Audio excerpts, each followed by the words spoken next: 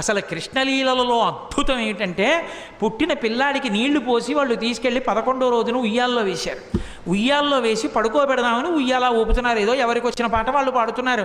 అందరూ ఎంఎస్ సుబ్బలక్ష్మి గారు, లతా మంగేష్కర్ అక్కర్లేదు పిల్లల్ని పడుకోబెట్టడానికి. తల్లి ఎవరు ఏదో పాట పాడుతుంది. ఎంతమంది గోపకాంతలు వచ్చి పాట పాడినా నిద్రపోలే. అందున ఉయ్యాల ఊపి పడుకోబెట్టేటప్పుడు పిల్లాడు పడుకోవట్లేదంటే పిల్లాడు కనపడుతూ ఉండగా కాకుండా ఇలా ఉయ్యాల దగ్గరికి చేసి పడుకుని ఇలా ఇలా ఇలా ఇలా ఇలా అని పాట పాడి పడుకుని ఉంటాడు. అందుకని పాపం ఎంతో ఇదిగా ఇలా విప్పి చూస్తే గుడ్లు 2 ఇలా పెట్టుకు చూస్తున్నాడు. ఏమిటమ్మా పిల్లాడు ఎంతకీ పడుకోడు, ఇదేం పిల్లాడే అని చెప్పి ఆ భుజం మీద వేసుకొని పాట పాడి ఎంతో తిప్పి తిప్పి తిప్పి తిప్పి ఇలా చూడటం కుదరదు కదా. పడుకున్నాడా అంటే ఏం పడుకున్నాడు, గుడ్లు వేసుకు చూస్తున్నాడు. ఏం చేసినా పడుకోడు. ఇదెక్కడ పిల్లాడని ఆఖరికి యశోదాదేవి వచ్చి తల్లికి ఆఖరికి పెద్ద బ్రహ్మాస్త్రం ఏంటంటే బోర్లా పడుకోబెట్టేసి వీపు మీద ఇలా ఇలా ఇలా ఇలా కొట్టేస్తుంది. ఆ తొడ ఊపుతోను కొడుతోంది.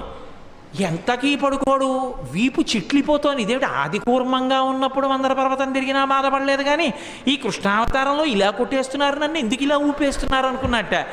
లోకములు నిదురపోవగత నిదురింపని సుభగుడు రమణులు జోకొట్టిపాడ నిదురం గైకొను క్రియ నూరకుండె కనుతెరవకయున్నన్నారు పోతన గారు.